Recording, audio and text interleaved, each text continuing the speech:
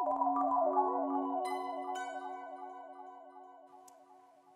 you know who I am? I think Andrew deserves another round of applause for getting through that. Well done, Andrew. So, I'm not Andrew, I'm Rory Donnelly. I'm here from DigiMe, and I'm here to talk to you about the Internet of Me. Just to put this all into context, the Internet of Me, according to BCG, will be worth about 1 trillion euros in 2020 in Europe alone. Even if they're 50% out, we're talking a big market. Let me introduce you to Joe. Joe's your average man. He's got all this data that he's creating around him. It's all over the place. It's in silos. It's fragmented. He doesn't own it. He can't easily access it, and he can't aggregate it. And we all know that aggregation, you can get 1 + 1 is equal to 3. The sum of the parts is greater than the whole. He knows about some of his data, but not all of it. Businesses on the other side, they're getting access to Joe's data either directly or through data brokers. And it's often wrong through data misassociation, data stealing, incomplete. Not a very good picture that they have of Joe. This model is broken. Why? Because Joe's been spammed, he's been targeted, and he's been retargeted. It's not a very good experience for Joe. What does that mean Joe's going to do? Well, he's going to go dark. If he doesn't go dark, well, he's going to go and use ad blockers. And if that doesn't help him, well, certainly the general data protection regulations will. So instead of businesses having this amount of data on Joe, they will end up with this. So essentially what we're saying is businesses really don't know anything about Joe. So they can't offer him the services and products that Joe demands and requires. This is a lose-lose situation that we're in today. Lose for the business, lose for Joe. There is, however, a better world out there. Instead of having all that data all around the place, all outside Joe, let's bring it back to Joe. It all comes into Joe in one private digital library. That's what we're enabling here. He can see his data, he can own it, he can access, and he can control it. He can aggregate his data, get more from his data. Now imagine if Joe was to share that data with third-party businesses in return for service, convenience, or reward, but under Joe's control. That would be a win-win situation. That would lead to an explosion in innovation, and that's what we call the Internet of Me. DigiMe, we're simply an enabler for the Internet of Me. Over the last number of years, we've been seeing a number of trends that are just pushing this through. Businesses, they're understanding that this is where it's going. Whether it's Apple, whether it's Yahoo, Salesforce, Telefonica. Telefonica's chairman last year came out and said, individuals should own their data. Individuals should benefit more from their data, and we should be guaranteeing their privacy of their data. Businesses realize this is a reputational risk if they start getting access to data in ways that they shouldn't. Consumer opinion, just look at the ad blocking exponential growth. Individuals, they want more control over their data. Legislation, you'll hear about it for the next 3 days. I won't go there. GDPR. Technology, there's over 500 companies working in this space now, so there is choice. You have choice. The Internet of Me is happening now. In the UK, Vitality Health, an insurance company, they're giving their individuals or their clients Fitbits in return for them giving access to data, and they're trying to incentivize their users to become healthier. They're giving them rewards. Quite an interesting model in the insurance business. Ocado, e-commerce, similar situation. They're looking to get access to your shopping data so they can give you personalized offers. Facebook, for the number of years, they've been giving data back to the individual.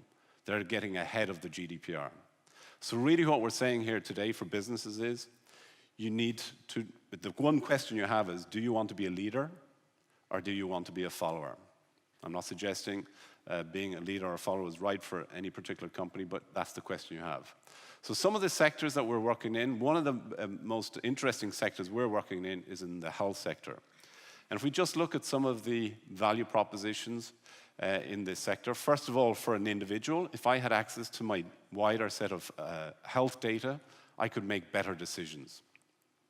An insurance company, if they had access to some of your data, they could streamline the onboarding and claims process.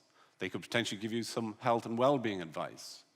Pharma companies, if they had access to your wider and even genomic data, they could improve the research, more effectively create drugs and efficiently and at less cost. Doctors, if they had access to your wider set of data, well, they could give you much better diagnosis and help you in your health. One of the projects that we're working on in the States, it's in next year, it's with a major global health insurance company. What happens today when you want to onboard in the States? Well, you've got to go and ask your health insurance provider for health insurance. You've got to go and give them consent to go on your behalf to your doctor and get access to your electronic health records. You will then get a quote back, and this can take 2 to 3 and sometimes 4 and 5 weeks and cost a couple of $100. Not really good or efficient, a lot of papyrus, a lot of red tape and paperwork. What we're working at is enabling individuals to get access to their data, so then they can simply share that data with their health insurance provider. We're only sharing the data that they're already giving in the current model, nothing else. That's what we're doing, and it's through a permission to access system. You can then get a quote back, and immediately you have your quote, and immediately you can get your insurance. Cost is 0 in this case, so big cost saving, and part of that can be shared with the individual. So the individual gets access to their wider health data, they can understand more about themselves, and it's a much easier process. I want to talk to you about Open Notes. Open Notes is a study that took place in the States a couple of years ago. What they wanted to do was give individuals access to their medical notes, see what would be the reaction of people. They took a population of actually 5 million people. Before they did that, the doctors were staunchly against this. They thought individuals would come into the doctor's appointments, they would be asking all these additional questions, people would be stressed about their health when they shouldn't be. They would be asking for different types of notes after the meetings. So the doctors were staunchly against it, but the results were anything but what the doctors thought they would be. First of all, they found that individuals, they were interested. They became interested once they got access to their data. Once they were interested, they then became motivated. And guess what happens when people get motivated about their health? Well, they start looking after it better. There was improved patient understanding, better relationships with the doctors. They felt more empowered so they could look after their care themselves. All this led to that population becoming healthier. Fascinating, really, really fascinating, simply by giving them access to their health data. At the end of it, the doctors came together and actually all these so-called experts who were had a lot of apprehension and were so staunchly against this idea, they all were in favor of continuing this study. They're now actually at 10 million users. We're applying that for the insurance companies in the similar fashion. Insurance companies, would you be inclined to stay with an insurance company or on board with an insurance company that's enabling you and empowering you to get access to your data and to empower you to improve your health? Would you be more inclined to stay with that insurance company or the regular ones that we have today, which is you pay at the end of the month? And at the same time, for the insurance provider, well, they're hoping that they're going to create a healthier profile of customers. And a healthier profile means you live longer, pay longer, cost less. Good for everybody. This is a quote that I picked up over the weekend on the Open Notes website, and I do suggest you go and have a look at it because it's very, very interesting. But this, I just found it so true. I mean, would you hold any other kind of important meeting in life with no access to the records of what happened, what was decided, and who's going to do what? This is just so true, and yet it doesn't happen. You know, we got to make it happen.